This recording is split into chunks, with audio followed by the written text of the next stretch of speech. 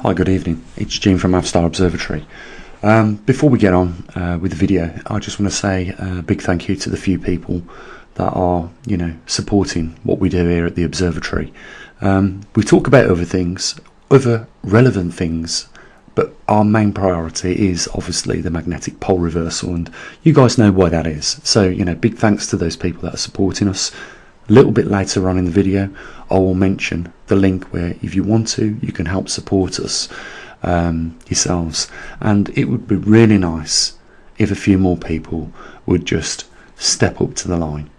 I don't mind people taking the information that we give for free a lot of the time, so long as, when they can, they step up to the line and they put a bit back in. I think if people in general work like that, we can keep things going here at the observatory. Okay, so obviously the last few videos we've been talking about boycotting Amazon, and lo and behold, on the news today, Amazon were fined £60 million for failing to give the drivers their tip money. So when they'd done a delivery, obviously someone had left them a tip, but Amazon had never given them this money. This is what we're dealing with. A huge giant company that owns in the sums of literally billions, doesn't pay any taxes, and treats its workers appallingly, giving them the lowest feed that they could possibly give them, in terms of a wage, and stealing the tips. Shame on you. And that is why you are being selected to be the first company that hopefully, when we gain a bit of momentum, we can bring it to its knees and destroy that company. That's exactly what I want to do. I want to send a message to all those other billionaires out there that you ain't going to treat people, like dirt. And, like this is exactly what we're talking about. This is what these people do. They go to these Davos meetings, and this is what they want the future to look like. You will own nothing and you'll be happy. Really? Generally the people that own nothing are the people that are living on the streets right now. And do you think that they are happy? They own nothing? Most people I know that own nothing would want to cut their wrists. Because you know what it's like when you've got no money in a monetary system. You can't do a damn thing, because the majority of the time you ain't getting things for nothing in this world. So I don't know what they're talking about. What crack pipe are they smoking? To think that people in the future will own nothing and that they will be happy. I like owning things. I like owning my own things that I can say that that's mine, and I can treat it however I want to, because it's mine. I haven't got to worry if it belongs to somebody else. Who's going to own all these things in the future if we are the people that are going to own nothing? Who are the ones that are going to own all these things? Do you think that they will be happy to give up their luxury jets and cruisers? No, what they want us to do is to give up the things. And that's why we have to do this boycott on Amazon. We have to do something which is safe for us all to do. We can do from home. It's a matter of a choice. We don't have to buy off Amazon. We can buy off other people. But what the main thing is that we start talking to our friends and family and spreading it by viral word of mouth. And momentum will pick up on this, and we can bring that first Goliath company down. And when we do that, the second will fall twice as quick, because these billionaires are cannibals. They eat each other if you give them the opportunity. And when that name goes onto that website, the second one we're going to bring down, they will undersell the stock shares on there so that they can profit from its losses, because they know that within months it is going to go under. And like I say, they're cannibals. They will do it. People will earn money on the back of knowing that a company is going bankrupt in the future. Another thing that they talk about is that we won't be eating meat, or as much meat.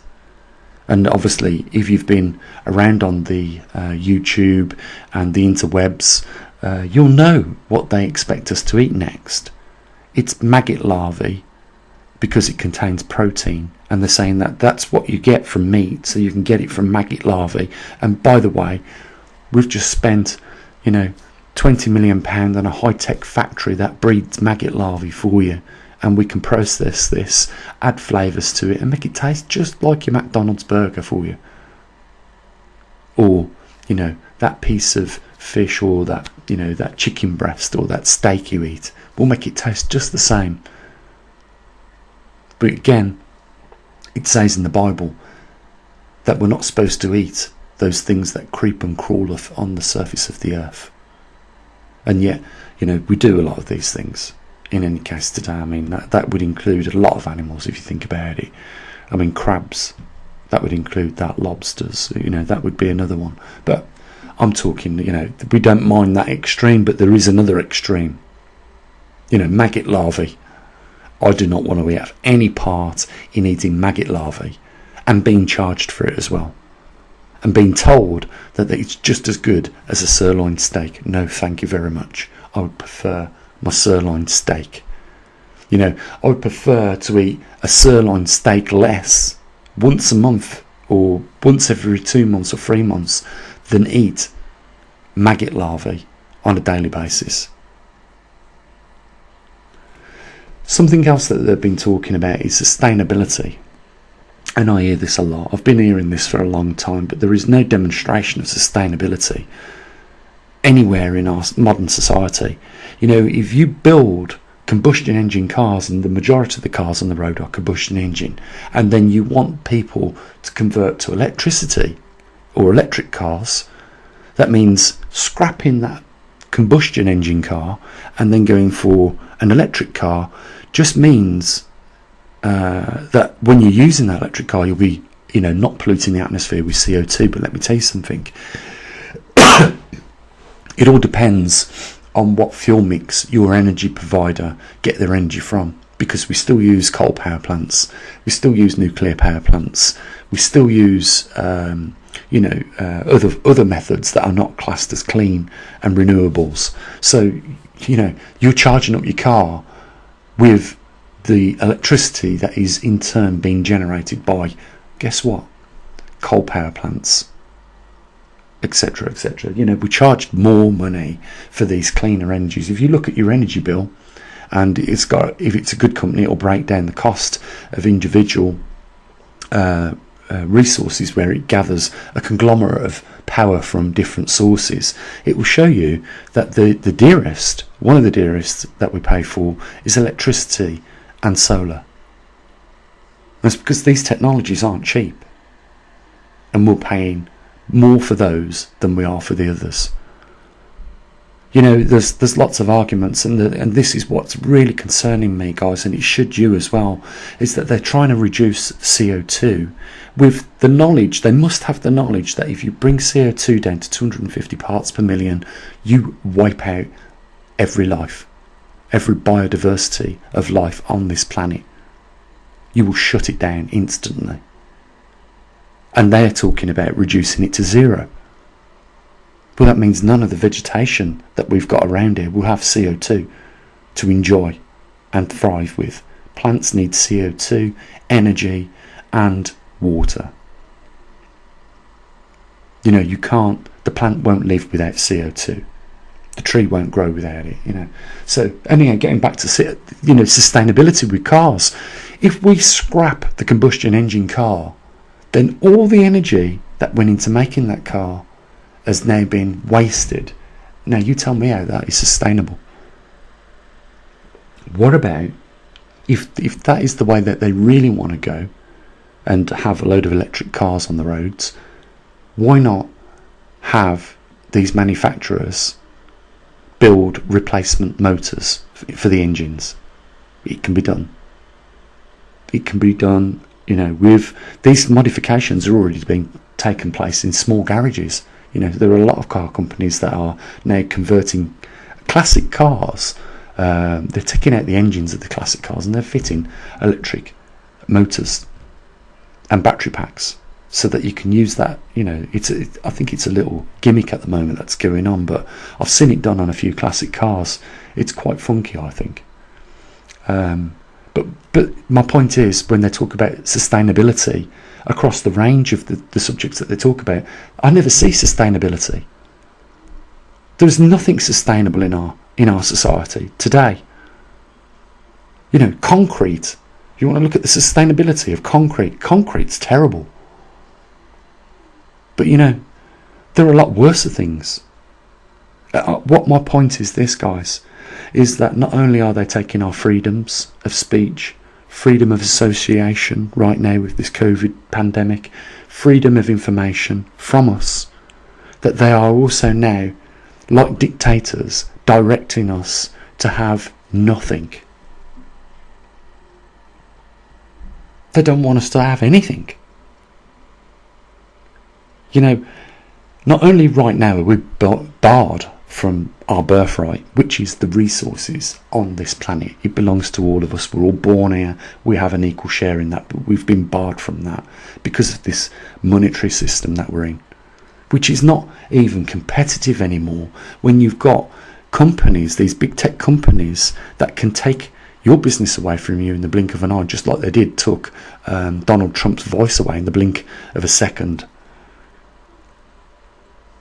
If you think that they can't use those powers to stop you having trade, you're wrong. Which means that they can now determine who is successful in business and who is not at any level. That's where we are. And that's why, we have to start acting now. Guys, in the 1930s, they were burning books, the Nazis. And shortly after that, they were burning people. Yeah. Right now, they're burning accounts on these social media platforms. Something needs to be done. The longer we leave it, the worse the matter will be. We're leaving a legacy and a future for our children that we ourselves would not want to participate in. And they are not they're not even asking the question, do we want this future for ourselves? They're telling us now that is what we will get. You will own nothing and you'll be happy.